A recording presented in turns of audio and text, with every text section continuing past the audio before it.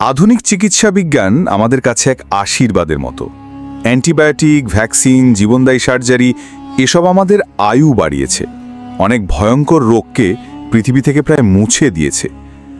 আমরা ডাক্তারদের বিশ্বাস করি সেই ওষুধকে যা আমাদের সুস্থ করার প্রতিশ্রুতি দেয়। কিন্তু এই বিশ্বাসের আড়ালে যদি লুকিয়ে থাকে এক নির্মম সত্য, যদি এমন হয় যে শিল্পটির আমাদের সুস্থ করার কথা, সেই শিল্পটি আমাদের অসুস্থতার উপর ভিত্তি করে টিকে আছে, আমরা কি আগের চেয়ে বেশি সুস্থ নাকি বেশি রোগী? কেন আজ ঘরে ঘরে ডায়াবেটিস, উচ্চ রক্তচাপ, কোলেস্টেরল আর ডিপ্রেশনের রোগী? আজ আমরা সেই মুখোশটি সরাতে চলেছি, ডুব দেব 100 বছরের এক অন্ধকার ইতিহাসে। এটি বিগ ফার্মা বা ওষুধ মাফিয়াদের গল্প। কিভাবে তারা রোগ তৈরি করে, ডাক্তারদের প্রভাবিত করে এবং আমাদেরকে নিরাময়ের বদলে আজীবনের খরিদ্দারে পরিণত করে, সেই ভয়ঙ্কর খেলার পর্দা আজ আমরা ফাঁস করব। এই গল্পের শুরুটা কিন্তু মহৎ ছিল। বিংশ শতাব্দীর শুরুতে চিকিৎসা বিজ্ঞান ছিল মূলত মানব কল্যাণের একটি ক্ষেত্র। আলেকজান্ডার ফ্লেমিং যখন পেনিসিলিন আবিষ্কার করেন, তখন তিনি তা পেটেন্ট করে বিলিয়নিয়ার হওয়ার কথা ভাবেননি। লুই পাস্তুর বা জোনাস সল্ক যারা পোলিও ভ্যাকসিন তৈরি করেছিলেন, তারা চেয়েছিলেন মানবতাকে এক ভয়ঙ্কর রোগ থেকে মুক্তি দিতে। তখন নিরাময় বা কিওর ছিল চিকিৎসার মূলমন্ত্র। ওষুধ কোম্পানিগুলো তখন সংক্রামক রোগের বিরুদ্ধে লড়াইয়ে গুরুত্বপূর্ণ ভূমিকা পালন করছিল। কিন্তু এই মহৎ উদ্দেশ্যের সমান্তরালেই আমেরিকায় জন্ম নিচ্ছিল এক নতুন, শক্তিশালী এবং নির্মম ব্যবসায়িক মডেল, যার শেকড় প্রথিত ছিল শিল্প বিপ্লবের মুনাফা কেন্দ্রিক মানসিকতায়। এর কেন্দ্রে ছিলেন জন ডি রকফেলার, আমেরিকার ইতিহাসের সবচেয়ে ধনী এবং প্রভাবশালী শিল্পপতি।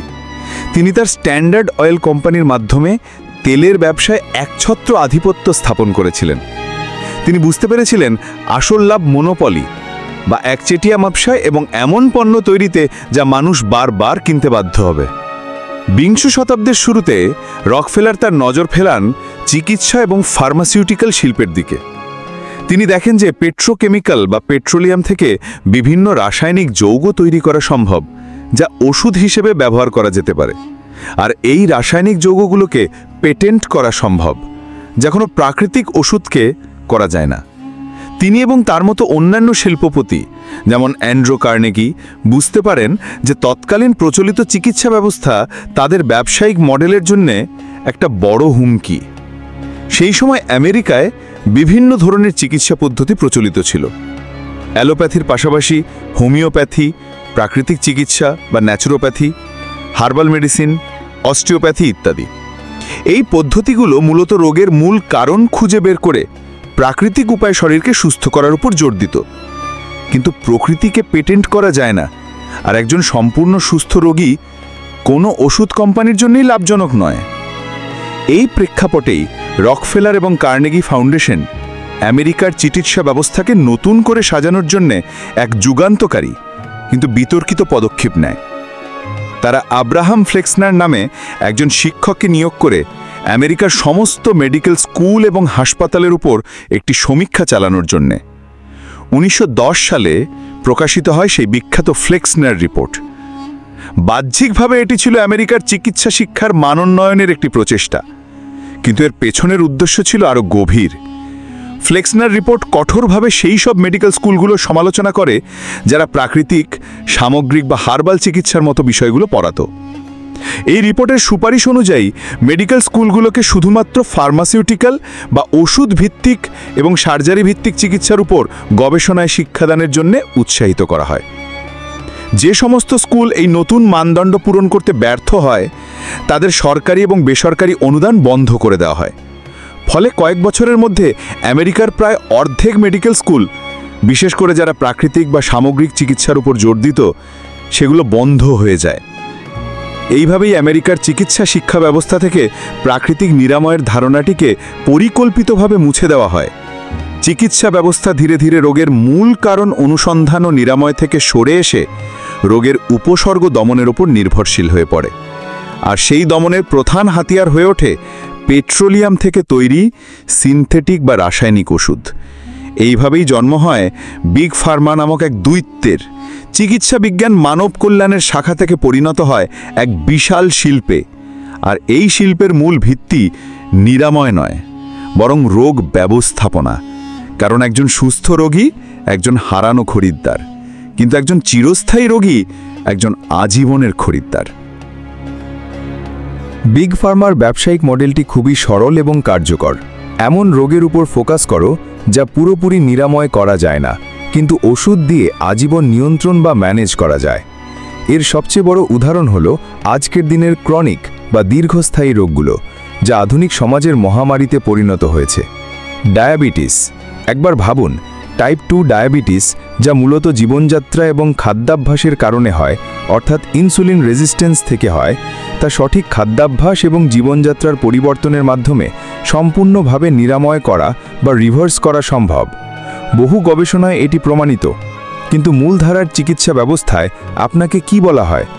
আপনাকে শেখানো হয় যে ডায়াবেটিস একটি প্রগতিশীল রোগ, যা কখনোই ভালো হবে না, এবং আপনাকে আজীবনের জন্য ইনসুলিন বা মেটফর্মিনের মতো ওষুধের ওপর নির্ভরশীল থাকতে হবে। কারণ ডায়াবেটিস নিরাময়ের চেয়ে ডায়াবেটিস ব্যবস্থাপনা একটি বহু বিলিয়ন ডলারের শিল্প। ইনসুলিনের দাম গত 1 দশকে আমেরিকায় 3 গুণ বেড়েছে, যদিও এর উৎপাদন খরচ প্রায় একই রয়েছে। উচ্চ রক্তচাপ এবং কোলেস্টেরল, এই দুটি হলো বিগ ফার্মার সোনার বিম পাড়া হাঁস। লক্ষ লক্ষ মানুষ প্রতিদিন এই রোগের জন্য ওষুধ খায়, কিন্তু প্রশ্ন হলো কোলেস্টেরলের স্বাভাবিক বা স্বাস্থ্যকর মাত্রাটি কে নির্ধারণ করে?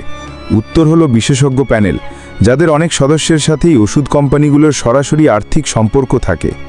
গত কয়েক দশকে এই স্বাভাবিক মাত্রাটি বারবার কমানো হয়েছে। এর ফলে রাতারাতি লক্ষ লক্ষ সুস্থ মানুষ রোগীতে পরিণত হয়েছে এবং তাদের হাতে তুলে দেওয়া হয়েছে স্ট্যাটিনের মতো ওষুধ। স্ট্যাটিন কোলেস্টেরল কমায় ঠিকই, কিন্তু এর মারাত্মক পার্শ্ব প্রতিক্রিয়া রয়েছে, যেমন মাংসপেশিতে ব্যথা, স্মৃতিশক্তির হ্রাস এবং এমনকি ডায়াবেটিসের ঝুঁকি বৃদ্ধি। মজার ব্যাপার হলো এই পার্শ্ব প্রতিক্রিয়াগুলোর জন্য আবার নতুন ওষুধ রয়েছে। এটি একটি দুষ্ট চক্র। বিগ ফার্মার সবচেয়ে ভয়ঙ্কর এবং অনৈতিক কৌশলগুলোর একটি হলো ডিজিজ মঙ্গারিং বা রোগ তৈরি করে ব্যবসা করা। এর মানে হলো সাধারণ মানবিক অবস্থা, বয়সের সাথে স্বাভাবিক পরিবর্তন বা জীবনের ছোটখাটো সমস্যাগুলোকে ভয়ঙ্কর মেডিকেল রোগ হিসেবে চিত্রিত করা এবং তার জন্য একটি জাদুকরী পিল বিক্রি করা। উদাহরণস্বরূপ, সাধারণ লজ্জা বা সামাজিক অস্বস্তি, এটিকে নাম দেওয়া হলো সোশ্যাল অ্যাংজাইটি ডিসঅর্ডার, এবং এর জন্য প্যাক্সিলের মতো শক্তিশালী অ্যান্টি ডিপ্রেসেন্টের বিজ্ঞাপন দেওয়া হলো। মাসিকের আগে মহিলাদের স্বাভাবিক মেজাজের পরিবর্তন, এটিকে বলা হলো প্রিমেনস্ট্রুয়াল ডিসফোরিক ডিসঅর্ডার বা পিএমডিডি, এবং এর জন্য বাজারে আনা হলো সারফেম নামে একটি ওষুধ, যা আসলে ফ্লুঅক্সেটিন বা প্রোজ্যাক নামক অ্যান্টি ডিপ্রেসেন্টেরই একটি নতুন মোড়ক।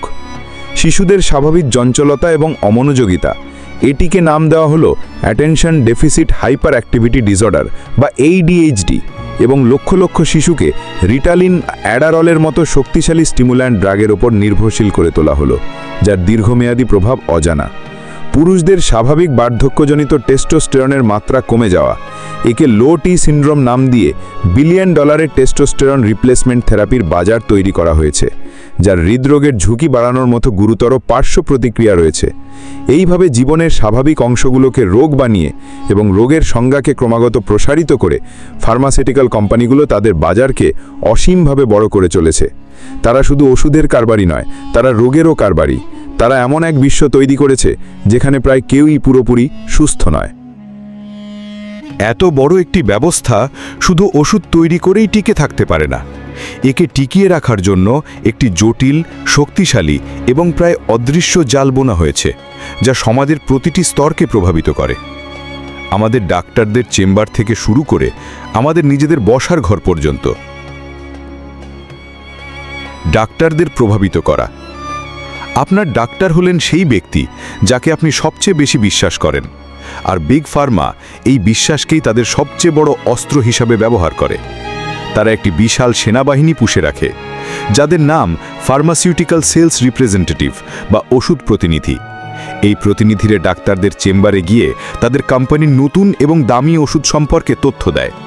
কিন্তু এটি শুধু তথ্য দেওয়া নয়, এর আড়ালে চলে এক বিশাল মার্কেটিং এবং প্রভাব বিস্তারের খেলা। বিনামূল্যে ওষুধের স্যাম্পল বা ব্র্যান্ডেড কলম বা নোটপ্যাড থেকে শুরু করে দামি রেস্তোরাঁয় ডিনার, বিলাসবহুল হোটেলে সেমিনারের নামে সপরিবারে বিদেশ ভ্রমণ, এমনকি স্পিকার ফি বা রিসার্চ গ্র্যান্টের নামে সরাসরি আর্থিক সুবিধা।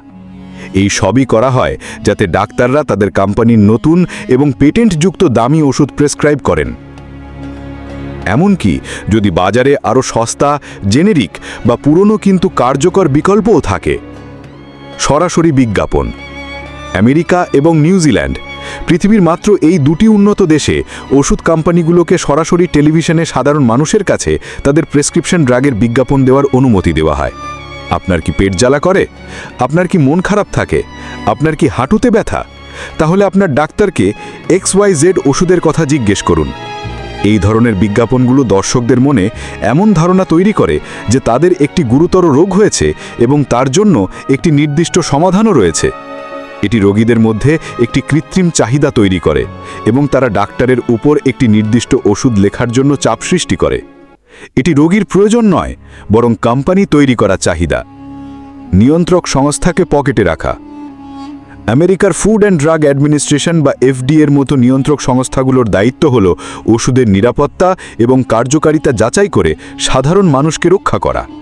কিন্তু বাস্তবে এই সংস্থাগুলোর বাজেটের একটি বিশাল অংশ আসে সেই ফার্মাসিউটিক্যাল কোম্পানিগুলো থেকেই যাদের ওষুধ তারা পরীক্ষা করে। এটিকে বলা হয় প্রেসক্রিপশন ড্রাগ ইউজার ফি অ্যাক্ট। এটি একটি সুস্পষ্ট স্বার্থের সংঘাত বা কনফ্লিক্ট অফ ইন্টারেস্ট, যেখানে নিয়ন্ত্রক সংস্থা তার অর্থায়নের জন্য নিয়ন্ত্রিত শিল্পের উপর নির্ভরশীল। এর চেয়েও ভয়ঙ্কর হল রিভলভিং ডোর বা ঘূর্ণায়মান দরজার নীতি। FDA এর উচ্চপদস্থ কর্মকর্তারা অবসর নেওয়ার পর প্রায়শই বিগ ফার্মার বোর্ডে মোটা বেতনের চাকরিতে যোগদান। আবার ফার্মাসিউটিক্যাল কোম্পানির এক্সিকিউটিভরা FDA-তে নিয়ন্ত্রক হিসাবে নিযুক্ত হন। এর ফলে রক্ষকই ভক্ষকের ভূমিকা পালন করে। যে ওষুধগুলো হয়তো যথেষ্ট নিরাপদ নয় বা খুব বেশি কার্যকরও নয়, সেগুলো অর্থ এবং ক্ষমতার জোরে বাজারে আসার অনুমোদন পেয়ে যায়। যেমন ভায়োক্স নামক একটি ব্যথানাশক ওষুধ, যা FDA এর অনুমোদন পাওয়ার পর লক্ষ লক্ষ মানুষের হার্ট অ্যাটাকের কারণ হয়েছিল। গবেষণাকে নিয়ন্ত্রণ। বিগ ফার্মা এখন বেশিরভাগ মেডিকেল গবেষণার জন্য অর্থায়ন করে। এমনকি ইউনিভার্সিটিগুলোতে হওয়া গবেষণাও তাদের অর্থায়নে চলে। এর ফলে তারা গবেষণার ডিজাইন এবং ফলাফলকে নিজেদের পক্ষে প্রভাবিত করতে পারে। যে গবেষণায় তাদের ওষুধের ইতিবাচক ফল আসে, সেগুলো বড় এবং প্রতিষ্ঠিত মেডিকেল জার্নালে প্রকাশিত হয়। আর যে গবেষণায় নেতিবাচক ফল বা মারাত্মক পার্শ্ব প্রতিক্রিয়ার কথা উঠে আসে, সেগুলো প্রায়শই ধামাচাপা দেওয়া হয়, প্রকাশ করা হয় না, বা এমনভাবে প্রকাশ করা হয় যাতে এর গুরুত্ব বোঝা যায় না। এটিকে বলা হয় পাবলিকেশন বায়াস। এর ফলে ডাক্তার এবং সাধারণ মানুষ ওষুধের একটি অসম্পূর্ণ এবং গোলাপি চিত্র দেখতে পায়। এই চতুর্মুখী আক্রমণের মাধ্যমে বিগ ফার্মা নিশ্চিত করে যে তাদের লাভজনক ওষুধগুলো যেন সর্বোচ্চ পরিমাণে বিক্রি হয়। তা মানুষের জন্য কতটা প্রয়োজন বা নিরাপদ, সেই প্রশ্নটি অনেক ক্ষেত্রেই গৌণ হয়ে যায়। বিগ ফার্মার লোভ, দুর্নীতি এবং অনৈতিকতার সবচেয়ে মর্মান্তিক, বিধ্বংসী এবং অমানবিক উদাহরণ যদি কিছু থাকে, তবে তা হল আমেরিকার ওপিওয়েড সংকট। এটি কোনো দুর্ঘটনা ছিল না, এটি ছিল একটি পরিকল্পিত এবং লাভজনক হত্যাকাণ্ড, যা কর্পোরেট আমেরিকার ইতিহাসে এক কালো অধ্যায় হিসেবে চিহ্নিত হয়ে থাকবে। এই গল্পের কেন্দ্রে রয়েছে পার্ডু ফার্মা নামে একটি ব্যক্তিগত মালিকানাধীন কোম্পানি এবং এর মালিক স্যাকলার পরিবার, যারা একসময় শিল্পের পৃষ্ঠপোষক এবং দানবীর হিসেবে পরিচিত ছিল। 1996 সালে পার্ডু ফার্মা অক্সিকন্টিন নামে একটি শক্তিশালী ওপিওয়েড বা ব্যথানাশক ঔষধ বাজারে আনে। এটি ছিল অক্সিকোডনের একটি ধীর গতিতে কাজ করা সংস্করণ। তাদের প্রধান মার্কেটিং কৌশলটি ছিল এক ভয়ঙ্কর এবং ইচ্ছাকৃত মিথ্যার ওপর ভিত্তি করে তৈরি। তারা আমেরিকার চিকিৎসা জগৎকে বোঝাতে শুরু করে যে এতদিন ধরে ডাক্তাররা ব্যথার চিকিৎসায় ভুল করে এসেছেন। তারা পেইন বা ব্যথাকে একটি পঞ্চম ভাইটাল সাইন হিসেবে প্রতিষ্ঠিত করার জন্য একটি বিশাল প্রচারণা চালায়।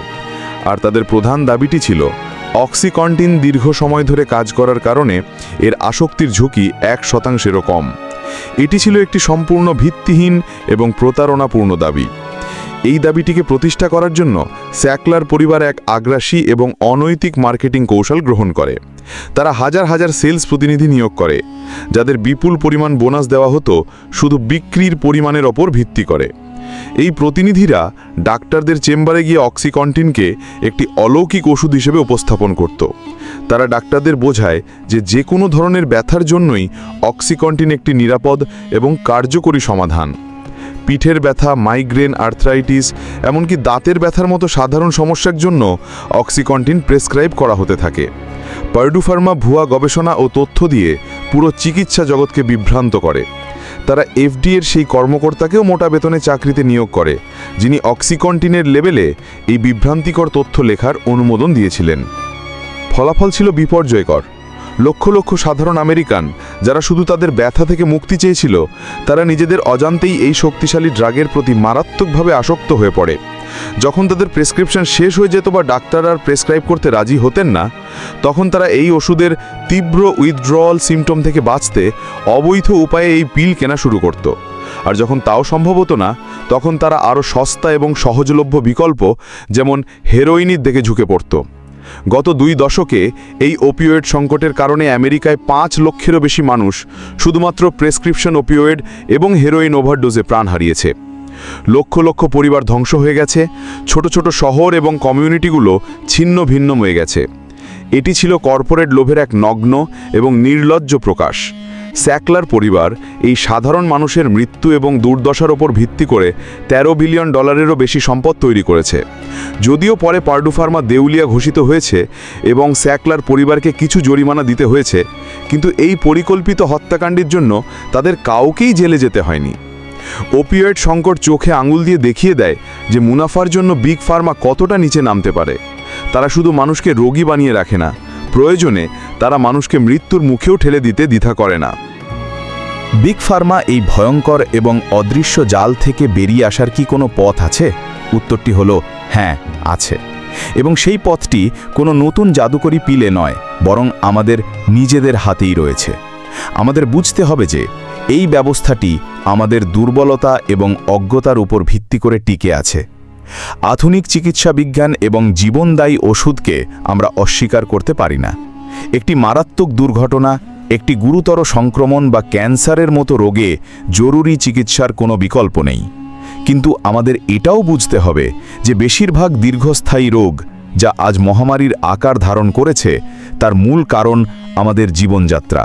আর সত্যিকারের সুস্থতার চাবিকাঠি কোনো ওষুধ কোম্পানির ভল্টে নেই, তা আছে আমাদের দৈনন্দিন জীবনের ছোট ছোট সিদ্ধান্তের মধ্যে। মুক্তির প্রথম এবং সবচেয়ে গুরুত্বপূর্ণ ধাপ হলো জ্ঞান অর্জন এবং প্রশ্ন করা। যখন কোনো ডাক্তার আপনাকে একটি দীর্ঘস্থায়ী রোগের জন্য আজীবনের ওষুধ দেন, তখন অন্ধভাবে তা মেনে না নিয়ে একজন সক্রিয় অংশীদার হয়ে উঠুন। তাকে প্রশ্ন করুন, এই রোগের মূল কারণ কি? আমার শরীরের ভেতরে ঠিক কি ঘটছে?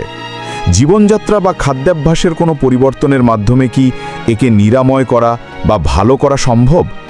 এই ওষুধের দীর্ঘমেয়াদী পার্শ্ব প্রতিক্রিয়াগুলো কি কি? এর কোনো প্রাকৃতিক বা বিকল্প চিকিৎসা আছে কি? অন্ধভাবে বিশ্বাস না করে একজন শিক্ষিত এবং সচেতন রোগী হয়ে উঠুন। প্রয়োজনে দ্বিতীয় বা তৃতীয় মতামত নিন।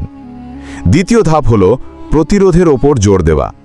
বিগ ফার্মা চায় আমরা অসুস্থ হই, যাতে তারা ওষুধ বিক্রি করতে পারে। কিন্তু আমরা যদি অসুস্থই না হই, সঠিক এবং প্রাকৃতিক পুষ্টি, প্রক্রিয়াজাত খাবার পরিহার, নিয়মিত শারীরিক ব্যায়াম, পর্যাপ্ত এবং গভীর ঘুম এবং মানসিক চাপ নিয়ন্ত্রণ, এই 4টি স্তম্ভের ওপর ভিত্তি করে আমরা এমন এক স্বাস্থ্যকর জীবনযাপন করতে পারি যেখানে বেশিরভাগ দীর্ঘস্থায়ী রোগের কোনো স্থানই থাকবে না। আমাদের রান্নাঘরই হতে পারে আমাদের প্রধান ফার্মেসি এবং আমাদের বাগান হতে পারে আমাদের ওষুধের উৎস। তৃতীয় ধাপ হল সামগ্রিক স্বাস্থ্যের ধারণা গ্রহণ করা। আমাদের শরীর কোনো যন্ত্র নয় যেখানে একটি খারাপ অংশকে একটি ওষুধ দিয়ে ঠিক করে দেওয়া যায়।